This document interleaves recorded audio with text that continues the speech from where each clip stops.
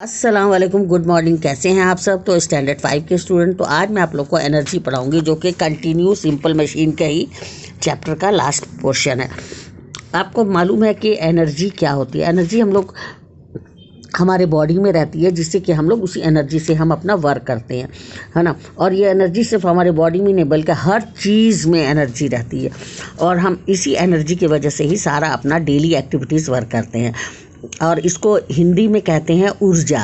Energy को हिंदी में क्या बोलते हैं? ऊर्जा। और इसका डेफिनेशन होता है कार्य करने की क्षमता को ऊर्जा कहते हैं, यानी energy is the ability to do work. इसको आप लोग बिल्कुल रट जाइए, क्योंकि ये आपको हमेशा तक जब तक आप साइंस पढ़ोगे आपको एनर्जी से पीछा नहीं छूटेगा और आपको हमेशा पढ़ते रहना ही है। तो energy is the ability to do work, Hindi में बोलेंगे कार्य करने की क्षमता को एनर्जी कहते हैं। एनर्जी हर जगह रहता है, कोई भी ऐसी जगह नहीं है जहाँ एनर्जी नहीं रहे। जब तक आपके बॉडी में एनर्जी है आप काम कर सकते हो। जितना अच्छा भोजन खाओगे, जितना ज़्यादा मेहनत करोगे, जितना ज़्यादा पौष्टिक आहार खाओगे, हेल्दी रहोगे, उतनी बॉडी में आपके उतना ही ज़्यादा एनर्जी आपके बॉडी में रहेगा।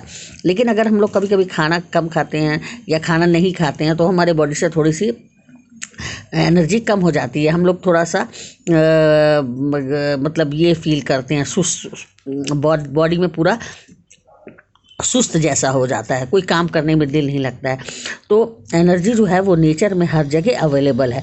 और ये एनर्जी का एक और डेफिनेशन है जो कि मैंने आपको पहले भी बताया है कि एनर्जी को ना तो बनाया जा सकता है, energy can neither be created है ना डिस्ट्रॉयड, ना ही इसको हम लोग डिस्ट्रॉयड कर सकते हैं, but it can be converted and transform into different forms.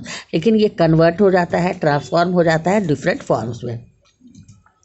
Energy जो है वो हर जगह नेचर में मिलता है, जैसे सनलाइट में, वाटर में, विंड में, प्लांट्स में, एनिमल्स में, और हम लोग डेली एनर्जी को यूज़ करते हैं। एनर्जी का कौन कौन से फॉर्म्स है ये आप जान लीजिए। मैकेनिकल एनर्जी है, सोलर एनर्जी है, जियोथर्मल एनर्जी है, विंड एनर्जी है।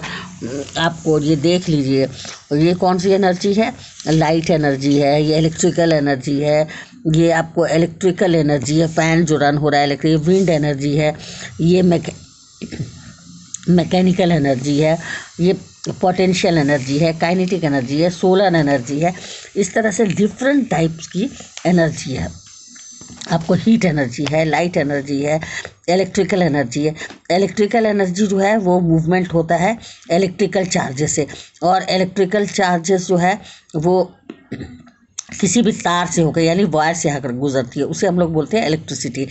और आजकल तो आपके घरों में हर जगह इलेक्ट्रिकल का सामान ज़्यादा ही यूज़ किया जाता है, जैसे washing machine, television, computer, tubelight, bulb, ये सब कुछ बिजली से चलती है। और आपको पता है कि कंजर्वेशन ऑफ एनर्जी, एनर्जी को हम लोग हमेशा इसको ही बोलते हैं कंजर्व कीजिए एनर्जी, क्योंकि एनर्जी को ना बनाया जा सकता है ना बिगाड़ा जा सकता है। इसको एक फॉर्म से दूसरे फॉर्म में आप कम बेशी एक दूसरे में बदल सकते हैं, ठीक है ना। उसी तरह से आपकी लाइट एनर्जी हो गई।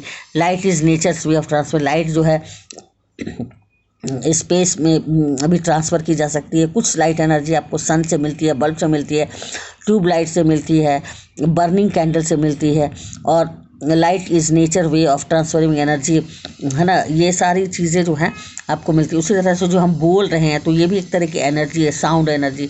और साउंड जो है वो ऐसी एनर्जी है कि जो कि सॉलिड से होकर गुजर जाती है, लिक्विड से, गैस से। और जब हम लोग किसी भी चीज़ को एक दूसरे से, किसी भी ऑब्जेक्ट से अगर हम लोग टकराते हैं तो उसमें भी आवाज़ निकलती है, और इसी साउंड एनर्जी से म्यूज़िक सिस्टम बनता है, म्यूजिकल इंस्ट्रूमेंट बनता है, रेडियोज़ वगैरह बनता है। उसी तरह से आपकी हीट एनर्जी है। हीट भी है एक तरह की एनर्जी है, जिससे कि हम लोग बहुत सारा काम कर सकते हैं। अपने घरों में खाना बनता है हीट से, और ये हीट एनर्जी आपको कहाँ से निकलती है? कोयला से मिलती है, फ्यूल से मिलती है। फ्यूल जैसे कोयला को जलाते हैं तो हीट लाइट निकलता है, केरोसिन ऑयल से, पेट्रोल से, डीजल से। ये भी एक तरह की हीट एनर्जी, ये भी एक तरह की एनर्जी ही है। यानी कि एनर्जी बहुत तरह की होती है और हमें डेली हमें मिलती है, नेचर में भी मिलती है, और हमें इसे हम लोग बदल सकते हैं एक एनर्जी फॉर्म को दूसरे एनर्जी फॉर्म में। उसी तरह से वाटर एनर्जी है जो कि रिन्यूएबल सोर्स है। इसी पानी से हम लोग इलेक्ट्रिसिटी यूज़ करते हैं, जिसे हाइड्रो पावर, थर्मल पावर हो गया आपको कोयला से, हाइड्रो पावर हो गया पानी से जो एनर्जी यूज़ किया जाता है, जो कि बहुत पुराना ओल्डेस्ट सोर्स ऑफ एनर्जी है। इसमें लोग क्या करता था, इसी तरह से जैसे आप आटा पिसाने जाते हो चक्की, तो वो भी किसी तरह से चलती है ना, देखते हो ना। तो ये सब हाइड्रो इलेक्ट्रिकल एनर्जी है। और हाइड्रो पावर, पानी के अंदर भी एक पावर रहता है जिससे कि हम लोग hydro electric power plants use करते हैं। और ये हाइड्रो पावर प्लांट ये इस जगह पे लगाया जाता है जनरली जहाँ पर पानी हो, नदी वगैरह हो, ताकि उसमें से आपको एनर्जी निकाला जा सके, है ना। तो बहुत तरह की एनर्जीज होती है और ये ख़त्म नहीं होती है। ये प्लांट में, वाटर में, एनिमल में, विंड में, सनलाइट में। और सन की जो सबसे बड़ी एनर्जी होती है solar energy, most renewable source of energy होता है, क्योंकि ये नॉन पॉल्यूटिंग होता है। और हम लोग कपड़े डालते हैं तो कपड़े से पानी सूख जाते हैं, तो सन की एनर्जी से फिर नदी तालाब से पानी सूख सूख करके ऊपर क्लाउड बनाता है, क्लाउड से फिर बारिश होती है।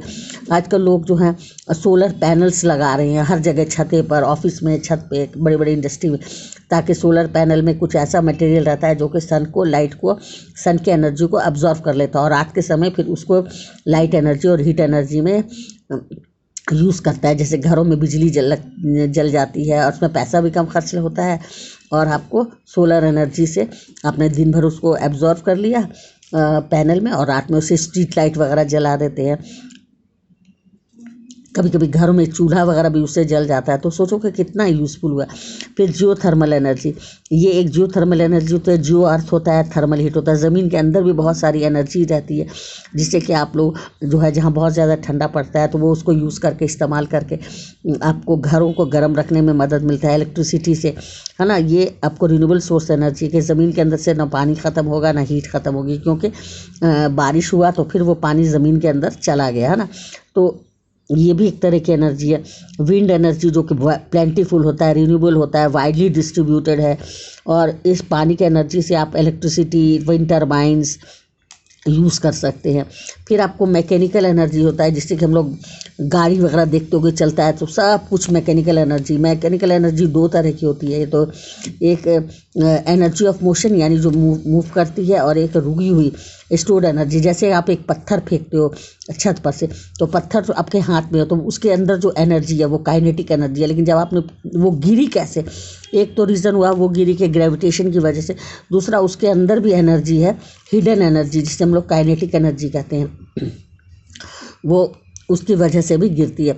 फिर आप तीर कमान से जो तीर छोड़ते हो स्टोन, तो वो उसकी एनर्जी है। तो ये सब डिफरेंट काइंड्स ऑफ एनर्जी आपको पढ़ना है। आप लोग ज़रूर रीडिंग कीजिए कहीं भी एनर्जी के बारे में, और एनर्जी का डेफिनेशन ज़रूर याद कर लीजिए, और एनर्जी का डिफरेंट फॉर्म्स कौन कौन से हैं। सोलर एनर्जी, जो थर्मल एनर्जी, विंड